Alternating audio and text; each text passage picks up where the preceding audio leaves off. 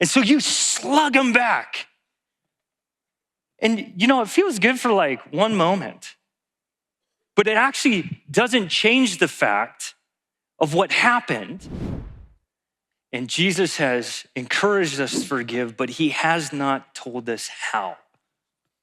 One of the tricky things about forgiveness is because sometimes we feel so ill-equipped to forgive. We can utter the words, but we know that in our heart, we're still bound up with bitterness and unforgiveness. We can tell someone we forgive them, but how do we know when we really have forgiven? I want to suggest a couple things. One of those, and I'll just give us a couple of practical starting points for us as we think about forgiveness and how to enter in, is when we think about forgiveness, it is really helpful to think about forgiveness and Jesus calling for forgiveness to be a way of life, to think about a process, And the process is like this. It is like you are planting a seed. Forgiveness is a seed that you plant where there's a moment where you say with your words or you believe in your heart that you've forgiven someone, and then you plant the seed, but the seed actually needs tending to. You got to water it. And there's three things I want to suggest as a starting place for you to water forgiveness so that it will grow into maturity. I want to give you the first thing. The first thing would be this. First way that we water the seed of forgiveness and see it as a way of life is we see people like Jesus sees them. We see them like Jesus sees them, that these people who have hurt us are made in the image of God and they're valued by God.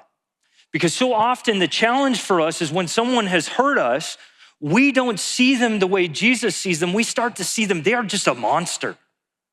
And we take away their humanity, and all we see when they encounter us is a big monster with a label across their forehead that says abuser.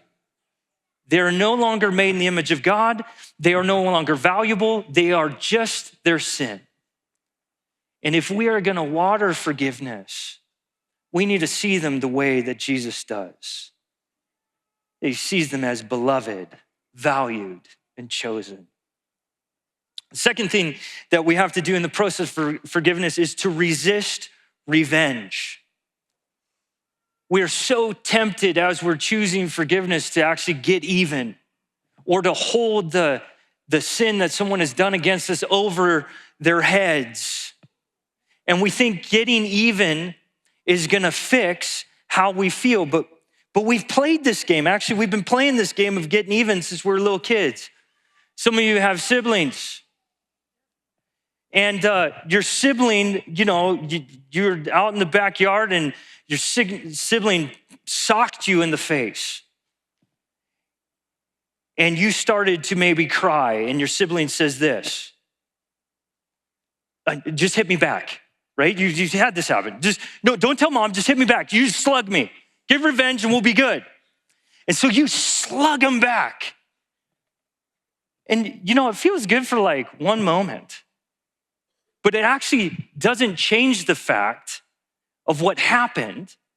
And so now you're both angry, you're both hurt. It's the same, if it didn't work then, how does revenge then work for us now?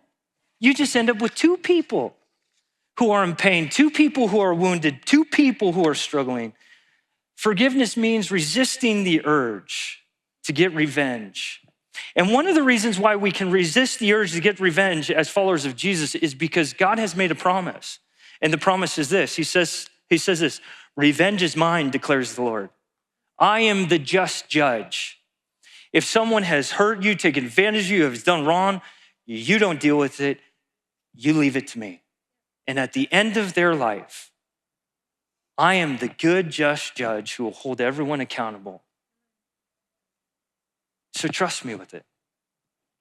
The last thing we do to water this seed is we pray for their flourishing. Forgiveness begins to grow in maturity when we can get to the place where we ask for their success in life, that the relationships will flourish, that the relationship with God will be made right, that the relationship with the others will be made right. You know that the plant has started to grow and forgiveness has come into maturity when you can get to the place of believing and wanting the success of the person who has hurt you.